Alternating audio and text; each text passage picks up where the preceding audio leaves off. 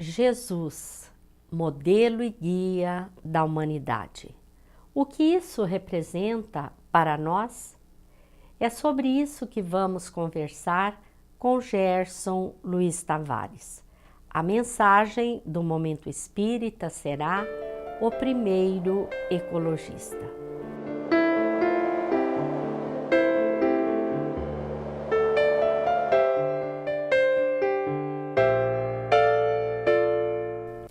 Todos nós precisamos de referências para pautar nossas ações. Entendendo esta característica humana, é indispensável termos uma referência. Allan Kardec, iniciando a exposição das leis morais em O Livro dos Espíritos, perguntou: qual o tipo mais perfeito que Deus tem oferecido ao homem para lhe servir de guia e modelo? A resposta dos espíritos foi muito clara e objetiva: Jesus. Logo em seguida, o professor Lyonès faz um comentário esclarecedor. Para o homem, Jesus constitui o tipo de perfeição moral a que a humanidade pode aspirar na Terra. O que podemos entender por modelo? O que podemos entender como guia? Gerson Luiz Tavares vai nos falar sobre este tema tão importante depois do Momento Espírita.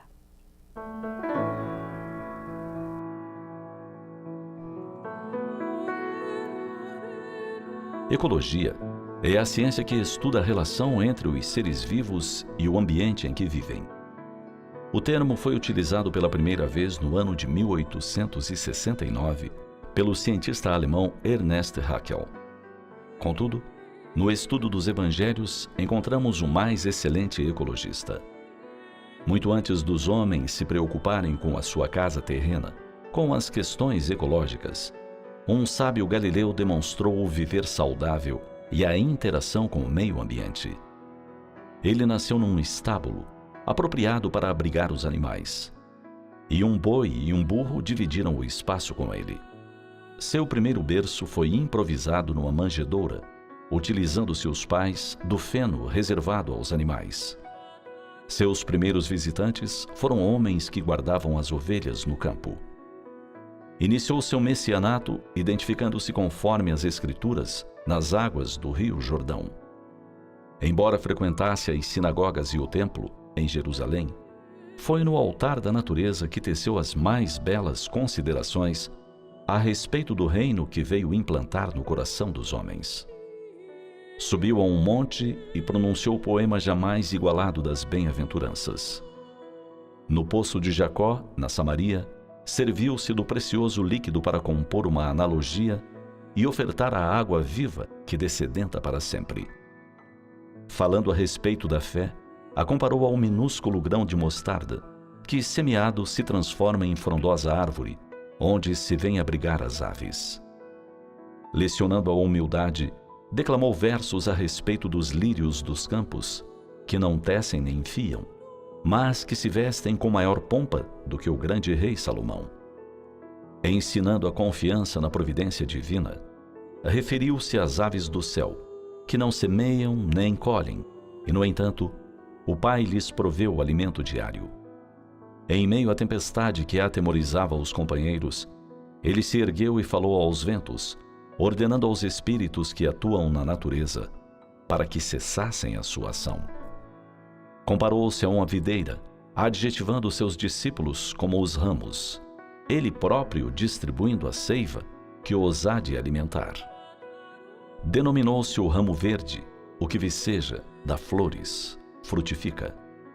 Demonstrando o conhecimento intrínseco do ofício, ofereceu-se como o bom pastor, aquele que, ao contrário do mercenário que foge ante o perigo, dá a sua vida pela das suas ovelhas.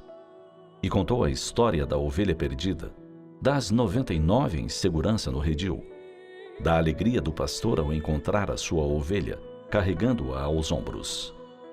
vivendo no ambiente da carpintaria enquanto crescia, agonizou e entregou seu espírito ao Senhor da vida, pregado a um madeiro.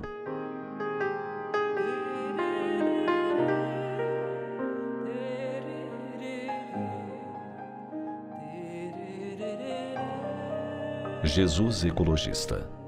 Jesus amante da natureza.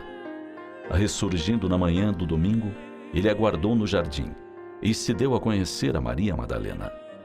E em plena natureza, em meio à assembleia de 500 de discípulos, alçou-se e desapareceu dos olhos humanos, adentrando o reino do Pai, deixando-nos a lição de amor ao semelhante e à natureza.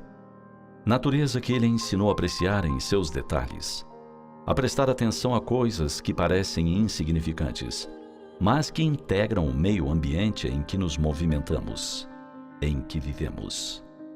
Jesus, modelo e guia. Ecologista de primeira grandeza.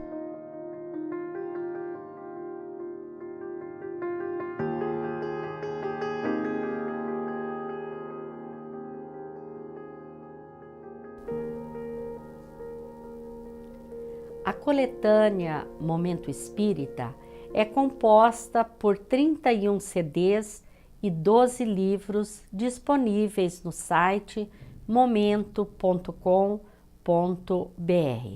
Esta mensagem, O Primeiro Ecologista, está no CD número 26. Gerson Luiz Tavares, palestrante espírita da cidade de Florianópolis, Santa Catarina, está conosco e vai nos falar sobre Jesus e nós. Olá, Gerson, estamos muito felizes por tê-lo no programa. Os espíritos nos desvelam o mundo espiritual, a sua existência, seus habitantes, que somos nós mesmos quando desencarnados. Existe interação entre esse mundo e o mundo físico onde estamos quando encarnados? Olá, Ivone. Nós sabemos, conforme nos ensina a doutrina espírita, que se encontra exarado na codificação kardeciana, a partir da revelação da imortalidade da alma, da realidade do mundo espiritual, nós aprendemos que o mundo dos espíritos não é um compartimento estanque e nós, na condição de reencarnados, não nos encontramos ilhados. Existe um processo permanente de intercâmbio incessante. Exatamente porque no universo o que predomina é a solidariedade. E no aspecto desse conceito de solidariedade, o intercâmbio ele é incessante entre o mundo corporal e a dimensão espiritual da vida. De tal modo que nós podemos dizer com segurança que nós estamos em permanente contato num modo da comunicação oculta, como ensina Allan Kardec, com os espíritos. No Livro dos Espíritos, Allan Kardec deixa consignado na introdução que há dois tipos de comunicações. As comunicações ostensivas, que se apresentam, se manifestam através da mediunidade ou das mediunidades. Psicografia, psicofonia, evidência, são as comunicações mais caracterizadas. E Allan Kardec diz que existem as comunicações ocultas. Essas, como o próprio nome diz, elas não estão bem caracterizadas através de uma faculdade mediúnica específica, mas se processa as comunicações ocultas por meio das inspirações, das influenciações, boas ou más, conforme a eleição que fazemos na Terra, a escolha do estilo de vida, do jeito de ser, de pensar, de viver. E como acontece essa influência entre os espíritos que habitam essas duas dimensões ou esses dois mundos? Os espíritos desencarnados permanecem íntegros na sua dinâmica mental, intelectual, as emoções, os sentimentos, porque a imortalidade, a diferença é que o espírito não dispõe do corpo biológico. Então, a plenitude das suas faculdades estão atuantes. E nós, na condição de reencarnados, nós somos espíritos. Ou seja, os espíritos desencarnados não deixam a condição humana e nós, na condição de reencarnados, não deixamos a nossa realidade de espíritos. Então, a nossa psicodinâmica de espírito permanece. Entre os espíritos desencarnados e nós, outros, na condição de reencarnados, o intercâmbio se processa através da atividade mental. Mente a mente, pensamento a pensamento, perispírito a perispírito, estabelecendo-se esses contatos por meio das afinidades, dos gostos, das preferências, do nível intelectual, do nível moral, que é fundamental nesse intercâmbio, de tal modo que, através da atividade mental, estabelecemos as sintonias mente a mente, perispírito a perispírito, pensamento a pensamento, estabelecendo esse contato, essa sintonia, a comunicação oculta se dá por meio das influenciações, das inspirações. E nós podemos perceber essa influência, Gerson? Como ela, no conceito kardeciano, é uma comunicação oculta, nós não a temos bem caracterizada, porque nós não ouvimos, nós não percebemos a presença de um espírito. De tal modo que essa comunicação, essas inspirações acontecem na intimidade mental. É como que se misturam, diríamos assim, aos nossos pensamentos. De tal modo que eu estou pensando e muitas vezes esse pensamento está sob inspiração, sob influenciação. Uma influenciação boa ou má, mas são os pensamentos de espíritos que nos alcançam a intimidade mental, envolvendo-nos com as suas influenciações, e nós estabelecemos um verdadeiro diálogo sem que a gente se dê conta disso. As nossas conjecturas, os nossos devaneios, as nossas reflexões, as nossas emoções estão muito interligados com os pensamentos, emoções, intenções dos espíritos, conforme a nossa diretriz, as nossas condições morais, as condições mentais. Mas nós não conseguimos perceber com exatidão quando se trata de uma influenciação. O que é importante considerar é que nós temos as condições de discernir se um pensamento é bom, se o pensamento não é bom, se é justo, se é injusto, se é digno ou é leviano. Através dessa condição de discernir é que nós vamos fazer as eleições. Se damos sequência ao pensamento, se levamos a efeito um comportamento, então nós não perceberemos como desejaríamos esse tipo de influenciação, esse tipo de comunicação, porque como ela é oculta, ela não é bem caracterizada, porque ela não tem um conteúdo físico, ela é psíquico. Então nós pensamos, sentimos, nos emocionamos, intencionamos, e tudo isso deve passar pelo crivo da nossa razão, do nosso discernimento. Mas nós não teremos as condições de perceber com exatidão quando se trata de uma influenciação ou não. A menos que, exceção, a vivência, a experiência psíquica, a experiência da autoobservação, do autoconhecimento, o exercício dessas experiências espirituais, psíquicas, o indivíduo com amadurecimento, ele tem uma percepção mais sutil. Mas fora isso, as multidões, nós não teremos as condições de ter essa percepção. Diante disso, Gerson, quais as consequências dessa sintonia? Depende da qualidade da sintonia. Porque eu que vou estabelecer essa qualidade. Os espíritos nos ensinam que os espíritos desencarnados se aproximam de nós, eles vêm, afirmam, criam essa imagem do plug e nós oferecemos a tomada. A tomada é a mente. A mente com a sua disposição, com seus conteúdos emocionais, com seus sentimentos, suas intenções, sua qualidade moral. Então, uma sintonia que produz uma influenciação boa, os resultados serão felizes. O contrário, com correspondentes resultados com a qualidade inferior. Mas nós é que definimos, porque as influenciações, elas não nos retiram o livre-arbítrio. O livre-arbítrio, ele é uma faculdade, é um atributo meu. Então, eu é que decido, pelo livre-arbítrio, unido à vontade, qual a direção que eu vou dar aos meus pensamentos. O que eu farei com as emoções, os sentimentos. Qual o comportamento que eu adotarei? as minhas ações, as minhas reações. Então, as consequências, elas variam conforme a qualidade. Mas, quando se trata de uma influenciação negativa, quando ela se persiste, sendo agasalhada, sendo acolhida pela nossa atividade mental, pelas nossas emoções, pelo nosso jeito de ser, as consequências podem desaguar no que Allan Kardec desenvolve estudo muito bem trabalhado em O Livro dos Médiuns, as obsessões. Então, Allan Kardec examina, faz um estudo demorado, profundo, sobre as obsessões, que são as influenciações perniciosas de espíritos sobre a criatura humana, produzindo ideias, sentimentos, emoções e comportamentos infelizes, conduzindo a desastres morais de consequências imprevisíveis. Gerson, é possível nós reconhecermos a natureza da influência e lutarmos contra aquelas que nos fazem mal?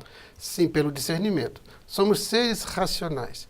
Nós somos seres dotados da capacidade de discernir entre o certo e o errado, o bem e o mal, o justo e o injusto, o verdadeiro, o mentiroso, digno, leviano.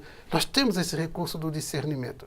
Então, nós devemos operar em nós esse discernimento para avaliar desde as nascentes do pensamento, das emoções, a qualidade.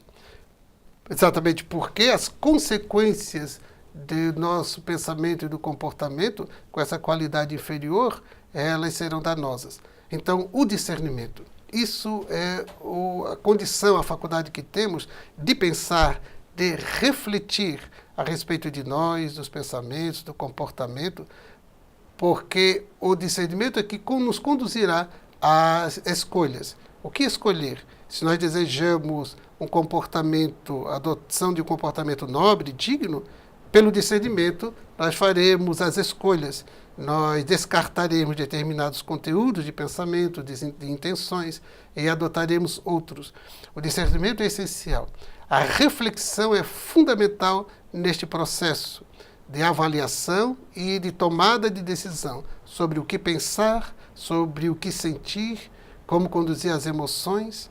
Como diz o filósofo, não importa o que fizeram comigo, o que importa é o que eu farei com o que fizeram comigo. Então, essas influências que me chegam, eu vou aceitar ou não. Os pensamentos que nascem, brotam naturalmente de mim, pela minha qualidade em nível evolutivo, eu vou agasalhar, continuar, seguir, dar sequência, se eu escolher. Então, essa liberdade e a vontade deve estar voltada sempre à verdade e ao bem. Gerson, e a nossa conduta, os nossos pensamentos, os nossos sentimentos podem influenciar aqueles que estão próximos de nós e o ambiente onde nós nos encontramos? Sem dúvida, vivemos numa condição de seres gregários, vivemos em sociedade. E esse fenômeno das influenciações é um fenômeno humano. Sempre estamos na condição daqueles que promovem intervenção e sempre somos mediadores de algo. Nós hoje falamos, escrevemos, lemos, temos habilidades porque pessoas fizeram intervenção nesse sentido. Pessoas fizeram a mediação para que eu desenvolvesse e adquirisse conhecimento e habilidades. Então, sempre estamos com essa dinâmica das influenciações, mediações e intervenções. Então, nós somos responsáveis por tudo aquilo que parte de nós.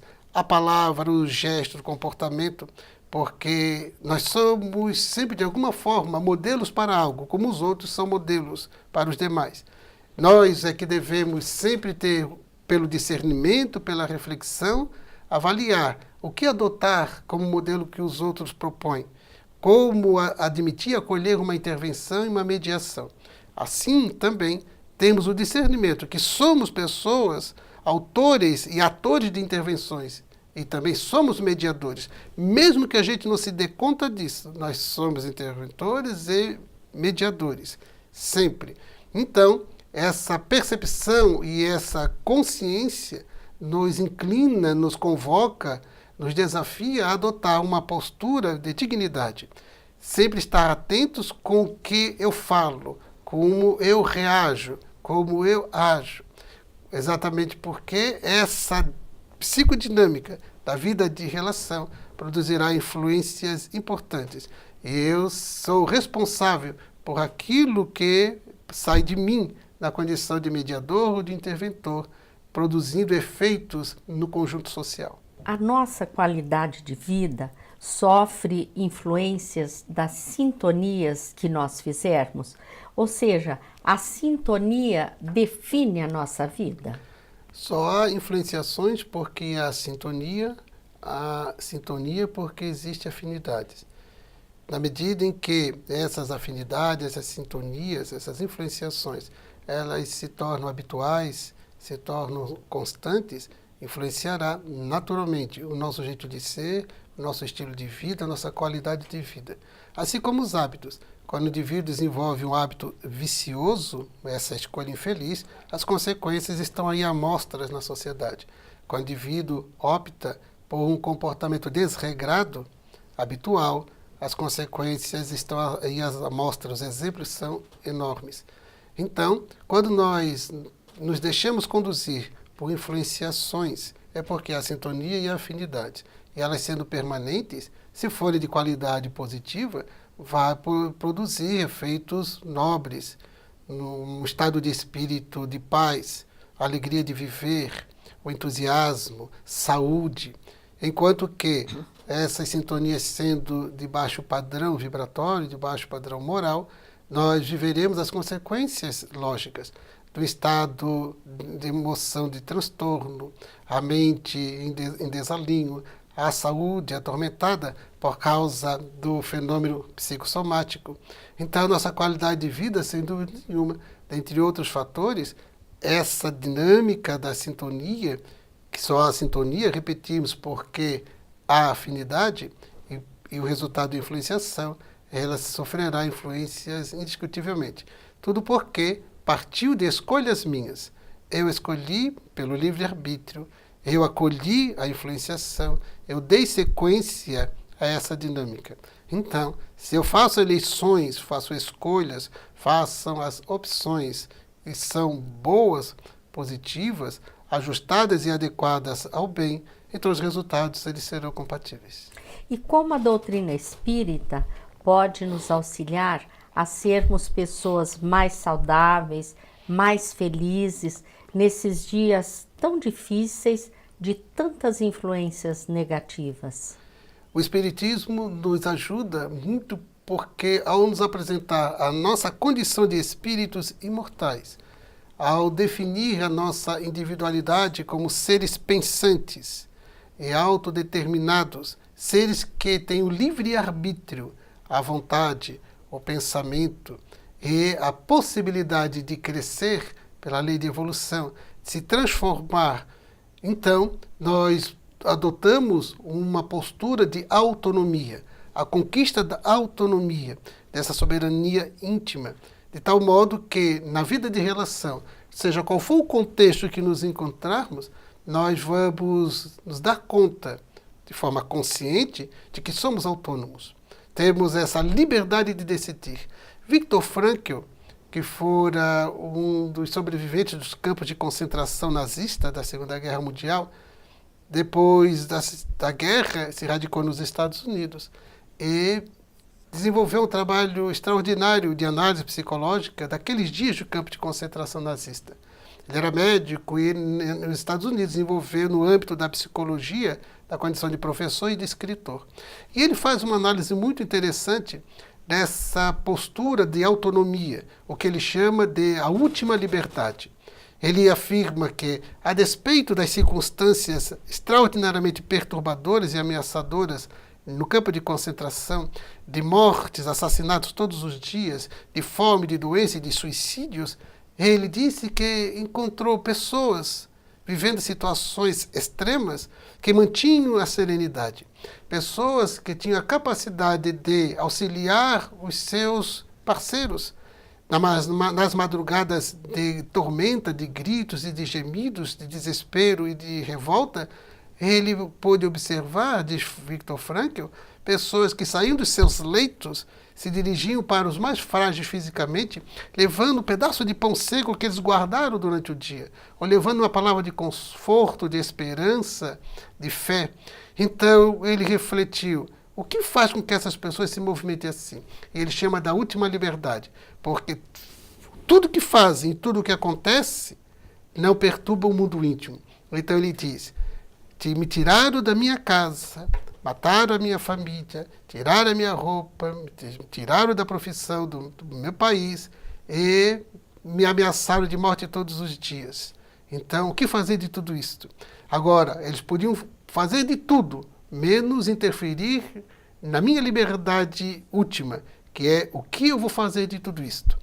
Então, diante das circunstâncias, das influenciações espirituais, das influenciações ambientais, das dificuldades contemporâneas, das inúmeras crises atuais que nos desafiam, das situações mais afligentes, nós, a despeito de tudo isso, devemos produzir e vivenciar essa autonomia íntima, o que Viktor Frankl chama de a última liberdade, ou a liberdade espiritual. Essa decisão íntima do livre-arbítrio e da vontade autônoma de lidar com tudo isso com serenidade, com paz de espírito. Bernie Siegel, oncologista norte-americano, em duas obras excelentes, Amor, Medicina e Milagre, Paz, Saúde e Cura, ele fala de forma repetida da paz de espírito. A importância do indivíduo ter essa intimidade de segurança, de serenidade, de tranquilidade, em que pese o contexto em que se encontre. Seja de enfermidade, das crises econômicas, dos problemas sociais, da violência, das ameaças de guerra, manter a serenidade interna, que é essa liberdade que nada, circunstância nenhuma, nem ninguém poderá atingir, a menos que eu permita. Então, nossa postura de espíritos em evolução, essa consciência de que somos espíritos imortais, de que estamos na Terra para dar sequência à evolução, recuperarmos-nos de erros perpetrados por conta das imperfeições, ao mesmo tempo desenvolver habilidades, ampliar nossos recursos intelectuais e morais, essa certeza, essa segurança nas leis de Deus e essa conquista e vivência de autonomia íntima, manejando livre-arbítrio e vontade na direção do nosso amadurecimento psicológico, isso nos torna pessoas seguras e felizes e pacíficas. Gerson, muito obrigado por estar conosco. Alegria. Agradecemos a todos vocês por terem estado conosco também e lhes desejamos muita paz.